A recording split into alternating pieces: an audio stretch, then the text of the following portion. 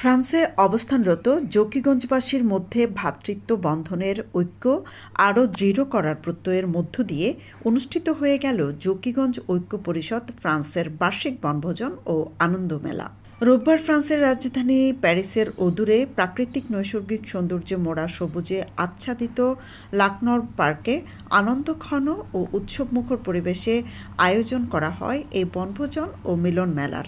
বিয়ানী বাজারে টিএনটি রোডে ইবনে আল মতিন টাওয়ারে রেডি ফ্ল্যাট ভাড়া দেওয়া হচ্ছে। শীতাতপ নিয়ন্ত্রিত কক্ষ, attach bathroom, kitchen, dining, lift, CCTV, বিশাল পার্কিং ও ছাদ সহ থাকছে শিশুদের জন্য বিনোদনের ব্যবস্থা। হিমেল হাওয়া, প্রকৃতির নির্মল সান্নিধ্যে এবং প্রবাসের ব্যস্ত সময়ে প্রিয়জনদের পাশে সময় কাটাতে পেরে উৎফুল্ল ছিলেন অংশগ্রহণকারীরা।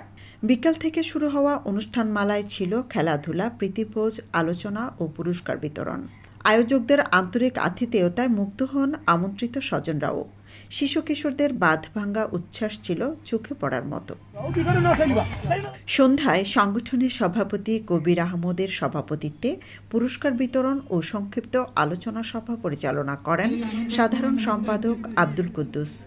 অনুষ্ঠানে বক্তব্য রাখেন আয়োজক সংগঠনের উপদেষ্টা ও অ্যাসোসিয়েশনের শিকানো বাঙালির সভাপতি শরফ সদিউল, মিনহা গ্রুপের চেয়ারম্যান হাসান শাহ, আয়োজক সংগঠনের সাবেক সভাপতি শাহেদ আহমদ, সহসভাপতি কয়েস আহমদ, জালালাবাদ অ্যাসোসিয়েশনের সহসভাপতি লুলু আহমদ, ফ্রান্স বাংলা ফুটবল অ্যাসোসিয়েশনের সাধারণ সম্পাদক হক রুবেল, সহসভাপতি আব্দুল কাদির, কালাইউরা একতা ফাউন্ডেশন সাধারণ সম্পাদক হারুনুর রশিদ, গোলাপগঞ্জ ক্রীড়া সংস্থার সভাপতি জসিমউদ্দিন গিয়াস, সমাজকর্মী শাহেদ আহমদ, জকিগঞ্জ ঐক্য পরিষদের সাংগঠনিক সম্পাদক আব্দুর রশিদ চৌধুরী, প্রচার সম্পাদক জাফরান হোসেন প্রমুখ।